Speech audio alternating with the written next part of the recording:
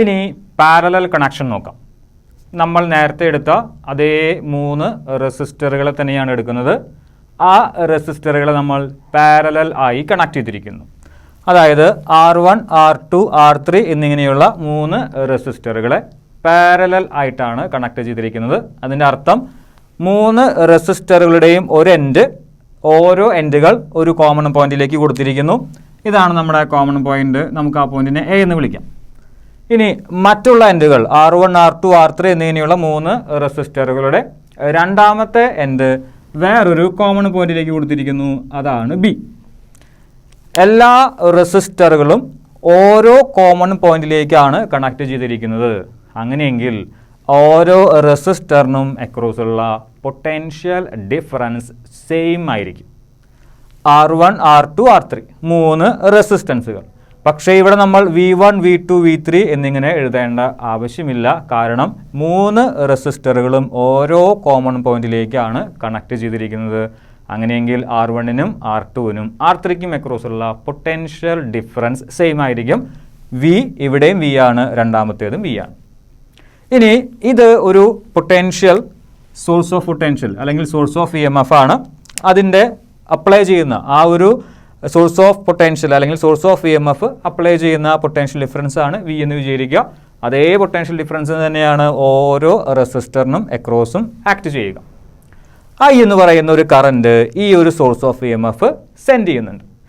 ആ I എന്ന് പറയുന്ന കറണ്ട് A എന്ന് പറയുന്ന പോയിന്റിൽ എത്തുമ്പോൾ അവിടെ 3 ബ്രാഞ്ചുകളുണ്ട്. ആ കറണ്ട് അവിടെ 3 ആയിട്ട് സ്പ്ലിറ്റ് ചെയ്യും. I1, I2, I3. I1 ആയിരിക്കും R1ൽ കൂടി പോവുക, I2 ആയിരിക്കും R2ൽ കൂടി പോവുക, I3 ആയിരിക്കും R3ൽ കൂടി പോവുക. 3 കറണ്ടുകളും നമ്മുടെ B എന്ന് പറയുന്ന പോയിന്റിൽ വന്ന് കൂടി ചേർന്ന് വീണ്ടും അത് I തന്നെയായി നമ്മുടെ ബാറ്ററിയുടെ നെഗറ്റീവിൽ വന്ന് അവസാനിക്കും. ഇതാണ് നമ്മുടെ സർക്യൂട്ട് ഡയഗ്രം. ഇവിടെ V കോമൺ ആയതുകൊണ്ട് V is equal to V1 plus V2 plus V3 എന്ന് എഴുതാനായിട്ട് സാധിക്കുകയില്ല. പക്ഷേ I is equal to I1 plus I2 plus I3 എന്ന് എഴുതാം. I is equal to I1 plus I2 plus I3. ഇനി Iക്ക് പകരം നമുക്ക് V ഡിവൈഡഡ് ബൈ R എന്ന് എഴുതാം. I1ന് പകരം V ബൈ R1.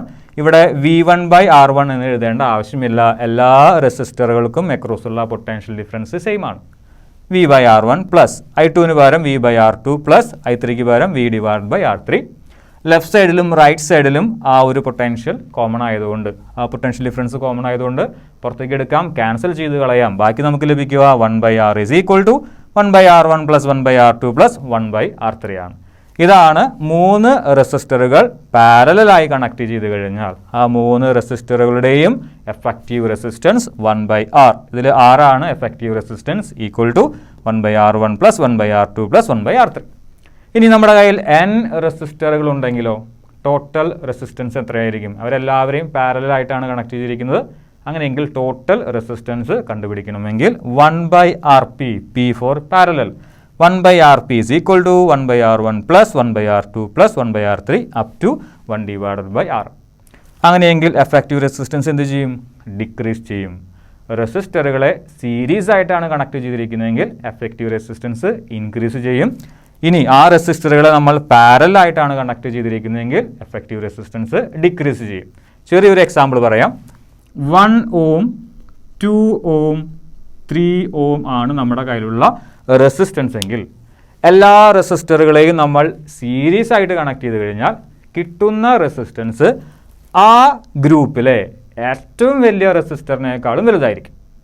ഇനി ഈ 3 റെസിസ്റ്ററുകളെ നമ്മൾ പാരലലായിട്ടാണ് കണക്ട് ചെയ്യുന്നതെങ്കിൽ അപ്പോൾ കിട്ടുന്ന എഫക്റ്റീവ് റെസിസ്റ്റൻസ് ആ ഗ്രൂപ്പിലെ ഏറ്റവും ചെറിയ റെസിസ്റ്റൻസിനേക്കാളും കുറവായിരിക്കും.